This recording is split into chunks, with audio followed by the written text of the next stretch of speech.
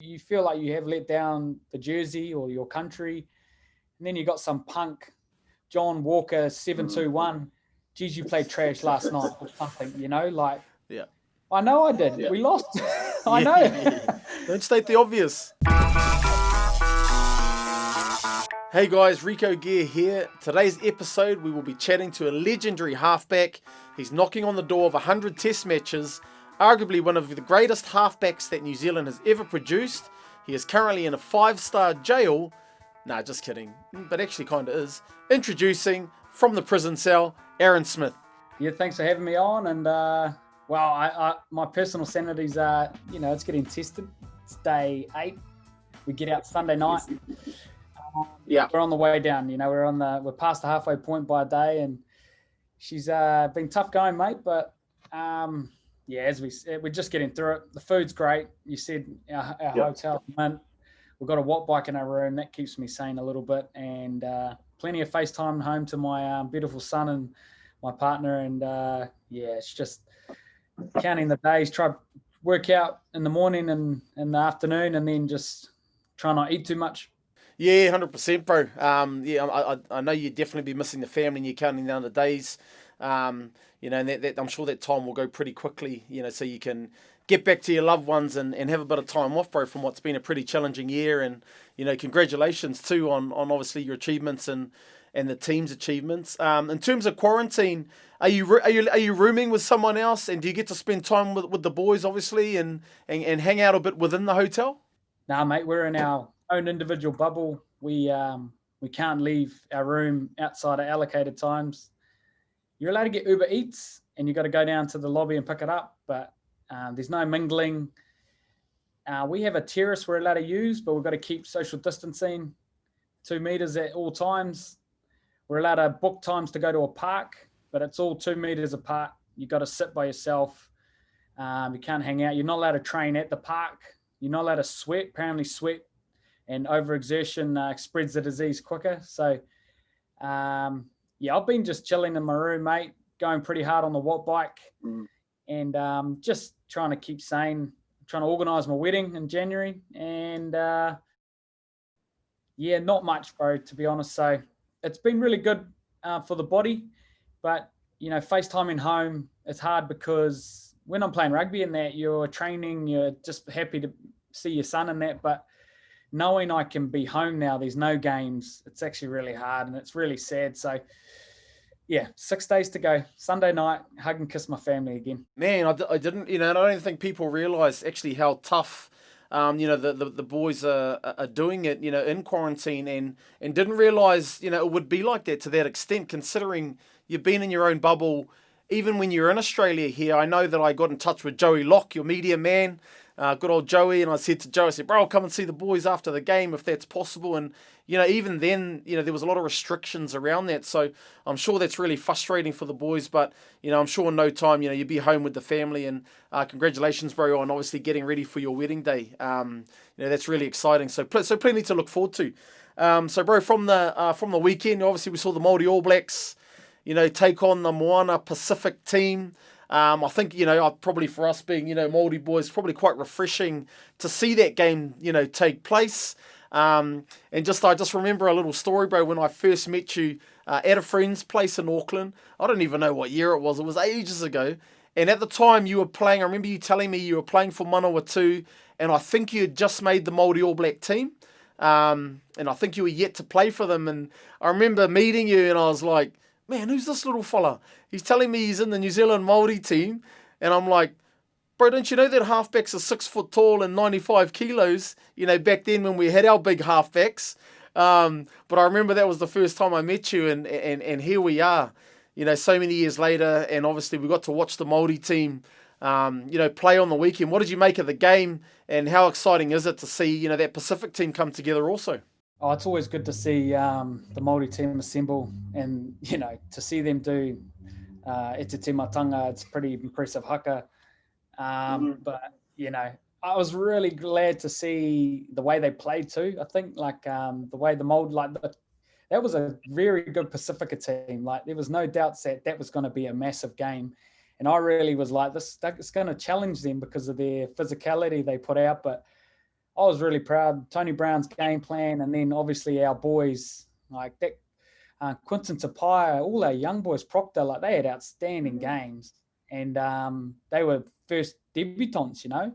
And then also you got Ash Dixon with a few of the other older boys leading the way and steering them around. And it was just like that try that Billy Proctor got was Maori rugby at its best, and just flair, grab a kick to himself, flick it inside, try. Like that's just how we play, you know. And that's that backyard kind of footy, that down the park, bare feet, just playing with your cousins, just jamming. So it was pretty cool to see. And then it was actually cool to see them get a couple of more tries as well, just really tighten the screws up, get tight. But yeah, I tell you, I was FaceTiming my son when they were doing the haka, and he thinks it was me, but I could tell, you know, it's cool to just ingrain it in there. And oh man, the looks and the way they do it is pretty special. So I remember those days, and it was actually probably more scary learning the haka than performing it when you're in camp for your first time, because they critique you like you should know this thing like the back of your hand, but you've only learnt it for an hour. Yeah. And then you perform it to the standards that the Maoris expect, and that's hard. Like I failed 2 or 3 times. My line did, so they walk you forward. Nah, they just stop you.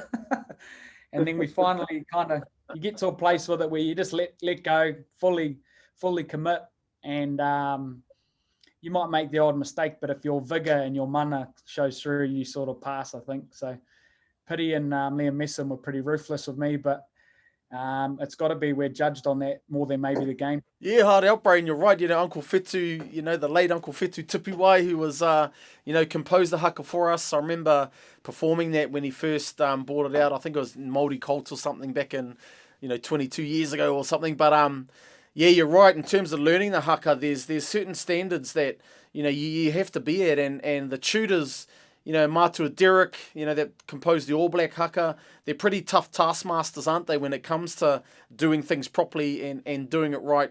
And they certainly let you know about it if you're not quite doing it properly. And I wasn't the most, you know, strong in the te reo and that, but you feel bad because you are trying, but you are still learning it, you know. Like, so I sort of look at it 2 ways. Like, man, you've just taught me this, and now I've got to know like how exactly to hold my arms and get to position. So, but hey, come Saturday, the day you do it, and then even then, like how I reckon it helped me do kamate better too, because the way the Māoris do kamate as well with the song before it, like that's special, and all those things around singing the waitas and that on the bus, and still songs I remember, and watching the All Blacks Instagram with the waitas on the bus, it just brought back memories of, for me, 2010, being on the bus with your brother and all those stars, and I was this punk 21-year-old just chilling at the front trying to learn the words. It was cool. 2010, that was a good year for the Māoris. I think the boys beat the English at, was that the game in Hawke's Bay? Like that was probably, I think that's probably one of the best Māori games I've probably seen in terms of, I think that length of the field try where, you know, went through, I think, just about everybody in the team to score, and then obviously getting the result over the English. That was certainly a memorable game, and yeah, how awesome to be a part of that, you know, back in 2010. Oh, that was special for me. I'm from the Hawke's Bay, so Kanunu, and they did the haka to us out, all the high school students, and then the English actually got up quite a bit in that game, and then we just sort of got 2 tries out of nothing, eh? So your brother had a night, and you know, Big Mooks was just watch out that night, man. He was on fire, and that whole year really. But I'm glad that Māoris propelled him into the All Blacks later that year, and I can remember him getting Māoris Player of the Year, and just well deserved, and carved up on the India tour. So it was cool about that team, but just special, the 100th year of Māori rugby. Played at traditional Māori towns too, Rotorua, Whangarei, and then in Napier. So they all came out in their droves, and it was awesome. And like I say, that 2010 memory of that team, it's a special team. Me and Dane Coles we're in the All Blacks now, and we talk about those memories about being in that team, and it's right up there, you know. Yeah, awesome. And I think you're right, bro. I think it's probably one of our best Māori teams. You know, over the years, you know, for sure. when you look at the caliber of players and the results that the team achieved, at that time. And, talking about results, bro, we look back just, the last couple of months with the ABs, couple of tough losses, couple of really good performances also. And we'll talk about the loss to the Pumas, obviously that because it's such a historic moment, for both teams.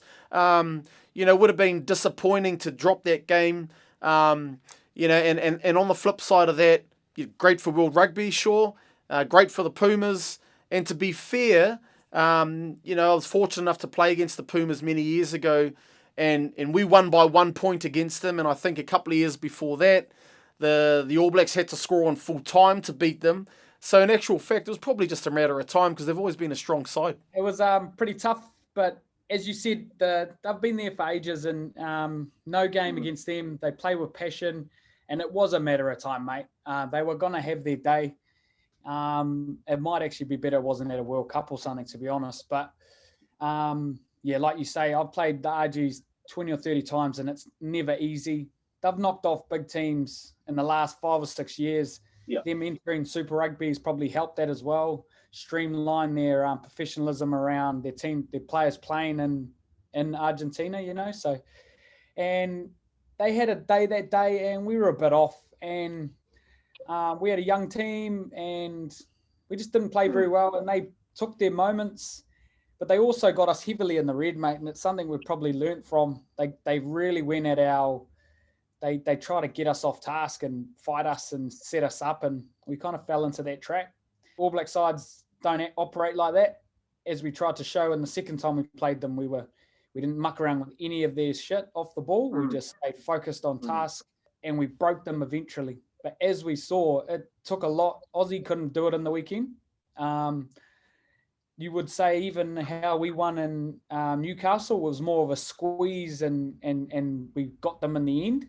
It wasn't a full knockout, but we won dominantly, but it wasn't we weren't running through them like nothing. Their defense is world class. So they've found something there that a lot of teams have got to probably look at and go, holy, because their defense, I'll tell you, we were trying, and it was very hard to crack. They defend with passion, they're physical, they're big. Yeah, as you said, it was coming. I personally think, though, the gap between, say, the Tier 1 nations and the Tier 2 nations now is pretty limited. It's not like it was. I think even in my All Black career, I was a part of Ireland beating us. But before Ireland beat us, they were coming. 2013, we won in extra time. Like these little victories, that you can't beat these teams forever. Sometimes some teams are going to have their day. Sometimes you see them off. But I was really happy how we finished. We wanted to kind of play a game sort of style that we probably hadn't all year. We really wanted to squeeze them and make our tackles and show what it meant to us. And I think it really did. Like it was 10-all at half time, but they had no time in our 22. They had the ball like 30%, and we were sort of like, here, have the ball so we can smash you, and it really showed up. Yeah, absolutely, bro. And I think we saw that, in that second game where, we saw a complete turnaround in terms of the discipline and just the way the boys, changed things up in terms of, we did a lot more kicking, not always accurate, but at the same time, maybe keep them guessing. And then we're able to execute on a couple of occasions. And like you're saying, we just sort of squeeze them out.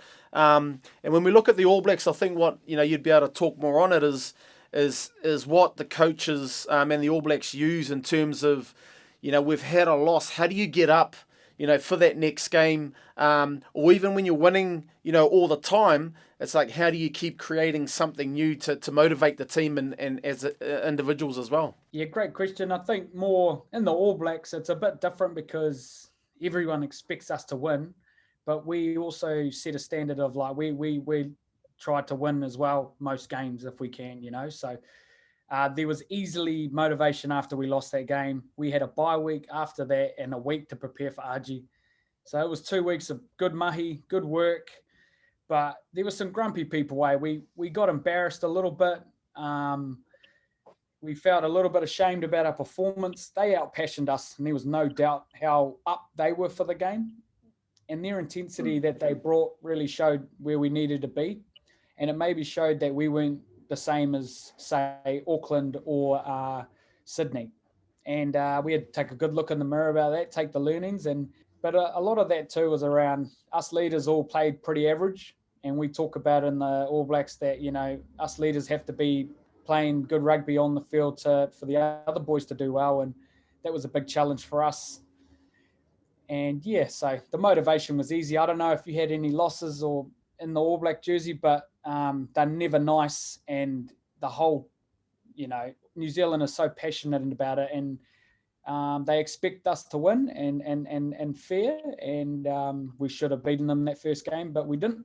And we had 2 weeks of humble pie because we didn't get to play them straight away. So it was 2 weeks building up to that, and we weren't in a mood that night to be friendly. So we were going to be there, show what it meant to play for the All Blacks, and I think we did that. Absolutely, and that was awesome to see. And I think that's a really good point you make. For the fans and people that are watching, that the losses, when the All Blacks do lose, the individuals can take it pretty tough. And I think we take it quite personally. And it does really, really hurt. So, and I guess the ability for the boys and the challenge to the coaches is to use that for the next opportunity that the team gets. And I definitely do remember some of the boys taking the losses really, really hard and getting really, really down on it. And I guess it's great that from a psychological point of view, there's a bit of support now. We're still having a mental skills coach involved with the All Blacks. Is that still something that's prominent? Yeah, we still do a lot in that mental area, but I think something that's probably worse now is the keyboard warriors, bro, to be honest. Their ability to be able to contact you individually can hurt, and then the media as well. So, there was a lot going on. We're getting bashed from the media, from probably you're already down, and then you've got keyboard warriors coming at you. And hey, I've played for 10 years now, but you try to act like it doesn't hurt. It hurts, bro. And you feel like you have let down the jersey or your country. And then you got some punk, John Walker 721. Geez, you played trash last night or something, Yeah. I know I did. Yeah. We lost.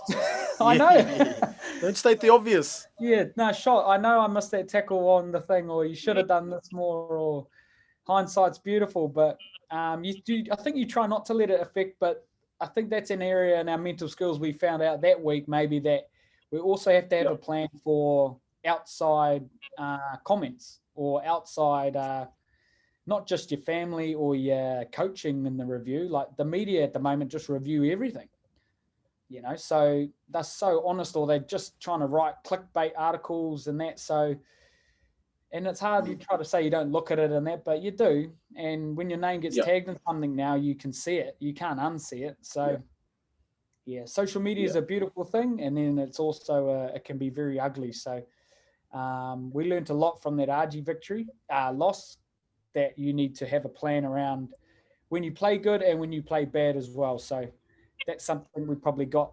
That's a little bit of a silver lining there, is that, okay, if we do lose, yes, it's not the end of the world. How do we get better? But then having a plan around any private messages you get sent or comments or tags, just don't look at it. Yeah, hey, thanks for sharing that, bro, because, people don't probably realise that. And, to all you keyboard warriors out there, how about we be keyboard gentlemen instead, or gentlewomen? Especially with all, what we're all going through. We're all human and we all have the same emotions. So, absolutely, let's just be positive and come from an uplifting, point of view. And speaking of, being in camp and stuff, bro, we've got a few questions from the fans. Something a bit more lighthearted. In terms of over the years, who's been your worst roommate? Or the most annoying guy, someone that really stands out? Israel Dag. It was one night, one week, and he never put his washing out, so he used all my socks and my shorts, or he'd steal my hats to cover his hair, or he was, and he'd sleep random hours and stay up all night or be on his phone, and it was just a long week. Love the guy. He's an amazing man, but pretty casual and pretty chilled, and Yeah, I never had socks because he'd keep taking them. Is he, Dag? I'll tell you what, his hair's looking pretty good nowadays, bro. He's done something there. He loves it, eh? We've got another one, bro, from Spence Addo, a good friend of mine, a good rugby coach at Somerset College here on the Gold Coast. He asks us, how do you balance out competing, for a starting spot in the All Blacks, with the likes of TJ? What's the relationship like with you two competing for the same spot? Over the years, even when I was a part of the team, we had Justin Marshall and Byron Kelleher. Bro, they absolutely hated each other. They couldn't even sit next to each other at breakfast or on the bus. Never even spoke to each other. That's how bad it was. And I know things have changed. What's it like for you guys? Well, I guess you got to put the jersey or your team first. I think that whole competitiveness, and you're actually judged more now on how you act when you don't make it or don't get selected. Like, they watch you more. Like, are you selfless enough to put your feelings before the team, or are you a selfish individual and you're just going to sulk? And it's and you got to be honest, it's tough when you get those chances. You're not starting, but the best way to get it back is to perform on the Saturday, but also help that guy play the best he can. And then when your times are there to perform or train, nail them. Like, put it all the effort into that. So if you get only 2 reps at training, make sure you nail the 2 reps. Or if you get a handful, but you'll be judged, and they watch more these days on how you react. And those coaches do that evil stuff, as we all know, is they'll just start a guy to see how you do react, or you play really well and they just like, oh, we'll give this guy a crack and see if you can be selfless as well. So you go through it, but the best thing to do is to always put the team first. If the team wins, you win no matter what, if you're starting on the bench or in the stands. So it's all about the team, and that's a hard thing to learn, but you'll be cheering hard when they win. Yeah, no, absolutely, bro. And what a good point for all the young rugby players out there that are listening to that. There's a piece of really, really good feedback in terms of how you approach, those situations and putting others first and the team first, and because you're all chasing the same outcome. And I guess even from the bench point of view, bro, I know that changed a number of years ago. People there, the boys that are on the bench now, they're not just there because they're not, the better players. They're actually there to close games out. And when we look at the situation of the game, they probably come on at quite a tough time, especially when the test match is close. They've got to go out there and actually win the game or hold on, for the win. Yeah, I think the roles changed dramatically, So guys don't play 80 minutes anymore. Only, half of them do. The props always need to change at that 50-minute mark to make sure our set piece is strong. And we actually call them finishers, or, that's what they're called in our team in the Highlanders. Like, you're the finishers. You come on and finish the job, and you've got a real key role, energizers, impact, whatever. But your games are won and lost by your bench now. If you don't have a squad of 23 that can play a whole game and impact and play it in intensity, you're in trouble. And obviously the freak things around, if someone gets injured, you've got to be prepared to go straight in. There's a lot more guys, especially with the head knocks now and stuff. It's a lot more clarity around that, just like get them off, so it's all good, and just making sure that your guys are ready, and there's a lot of stuff, especially with the mental side for them around not playing the game too early. That's something we always speak about, like make sure you're calm and build, and you always know around that sort of 40 or 50 minute mark, you got to start revving it up. And when you come on, you're not, you haven't played the game too early. So, it's a big role, and it's critical to rugby games. Awesome, bro. And looking at your position as a 9, I mentioned that when I was playing and prior to that, the halfbacks were big. They were seen as being like an extra loose forward. And then, of course, you came along and changed the whole dynamic, of the modern day halfback, and how effective, the way you play the game. And now, you're approaching 100 test matches. Probably our best halfback, that we've probably ever had, in terms of being that ideal number 9. What do you think the future looks like as in a number 9? Because, is it going to be a combination of the quick, fast, big guy, in 10, 20 years' time, what do you think the number 9 is going to look like from your point of view? Well, I think as we even when we grew up, Reeks, around the nines were smaller and passing halfbacks, and then it kind of went to that kind of athletic era around the 90s and that, and I don't know if it was anyone's fault, but it was just what it was, Use van der Westhuizen, and we had Marshall. Like, these guys were athletes, and they're still, like, TJ's like one of them. He can, like, dynamic as hell by himself. Like, he can break a game open by himself. But I don't think beauty of rugby is you just don't know. If someone is that good at what they do, they get picked, and it'll go up and down and that. And I think a lot of it has gone a bit smaller in the world rugby now around speed of play, and smaller guys can just run quicker and run for longer. But it's all on what the guy is, I guess. So TJ's just as fit as I am in that, but we just play a different style. I kind of move. I just get to the rucks really quick and clear the ball. So that's my strength. But TJ's strength is his ability to turn the ball over, put hits in, attack the line, offload, break the tackles and that. But, that's just how it is. And I think, I don't know, someone like Folau Fakatava at the moment, he's sort of the future of what could be.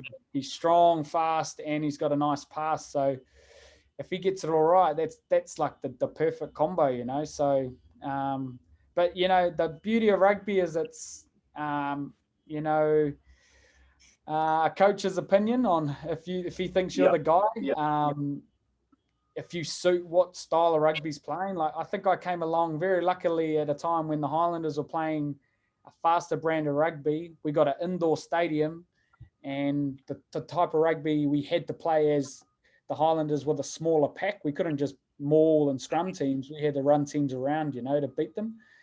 So I'm a bit of a chemistry mixture of luck, timing, and a bit of, and the way Jamie Joe wanted to play with the athletes we had. So we didn't have a big burly pack, but we had athletic, well-skilled forwards, and I could sort of play a brand of rugby, an upskill, up-tempo game that sort of suited us being smaller. I could just go a bit longer or a bit quicker than maybe a bigger guy. And but I was just lucky it transferred to what Steve Hansen had kind of liked as well. And but as I said, the way I see a lot of variation in size still with halfbacks. So I just think a halfback's critical role is to pass the ball, communicate on defense around the ruck, and our kicking game is key now. So those are the three big pillars, not really running game. Running game for a halfback now is like second touches, so positive lines off those like line breaks and that, the fat man's track or whatever. But defenses are so hard now to break down. So it's all about creating slow line speed through speed. So if you're attacking at speed, clearing the ball, defenses ain't able to get set, you're going forward. And it sounds simple, but it's actually easier to defend now than it is to attack. Yeah, that's awesome, bro. And, really glad you mentioned that around, probably going for that second touch in terms of when you get the opportunity to run versus probably, straight away from the base when defenses are set. Because, we know that you've got an extremely strong running game. And I guess that's having the discipline to actually pick those right moments, by finding those second touches. And, it's cool that, you got TJ there. You're very different players, but at the same time, you get to complement one another. And I was going to ask you about who do you see as the next sort of 9. You mentioned Fakatava. He looks exciting. There's a lot of good number 9s coming through. Was there anyone else outside the All Black environment that you like the looks of? I think we're very blessed. Every Super Rugby, like Bryn Hall, Mitch Drummond, they're 2 quality 9s, and they've won a lot of games, won titles, obviously, at Super Rugby. And then you've obviously got, Mike Rudu, Sam Knox. Sam Knox, someone I rate very highly. He's the guy I think that's coming up that's going to be brilliant. So Sam Knock and Fakatava for sure out of that younger crew. And then the young Waikato halfback, I don't know his name, don't mean to be rude, but I watched him play at Mitres, and he's only played one Mitre 10 Cup, and he was brilliant. But, yeah, out of that group that's played a little bit of Super Rugby in that, Sam Knock and Fakatava for sure. And Fakatava's Well, he's not behind me, but I've got to fight for my job at the Landers this summer, so I better get on the watt bike. Oh, I didn't realise that he was in there with these, bro, with the Landers. But, you know, how fortunate for him to be able to learn off someone like yourself and, you know, eventually over time, you know, improve his game and you know, eventually, who knows, he might need to lose the sheepdags, though, if he is going to wear that black jersey. Oh, man, it is what it is, bro. These young fellas, they express themselves, and I've had some crazy haircuts, and it is what it is, man. That's it, bro. Hey, Nuggy, thanks a lot for your time, brother. We really appreciate you, you know, speaking with us and giving us a real insight into the All Blacks, and even positional-wise. Man, you know, you're not going to get it from a better place. It's from, you know, probably the best 9 in the world. So we're very fortunate to, you know, share this time, bro. And all the best for the rest of lockdown. You know, nearly there. Love to the family, and all the best for your wedding, bro. And you know, in the off season. Thanks, man, and thanks for having me on. And good to hear from you, bro. And as we said before about the keyboard warriors, if you don't got nothing nice to say, don't say it. You actually can hurt people, but all good. Much love, and yeah, sweet, bro. Hey, thanks, Aaron, for your time. But honestly, you've got plenty of it at the moment. I'm Rico Gear. Thanks for watching. Check out more at 11sports.net, australianonlinenews.com.au. And if you want one of these bad boys or merchandise for Christmas, go to shop.ricogearrugby.com. Merry Christmas, Happy New Year, stay safe, and thanks again for watching the Ruck.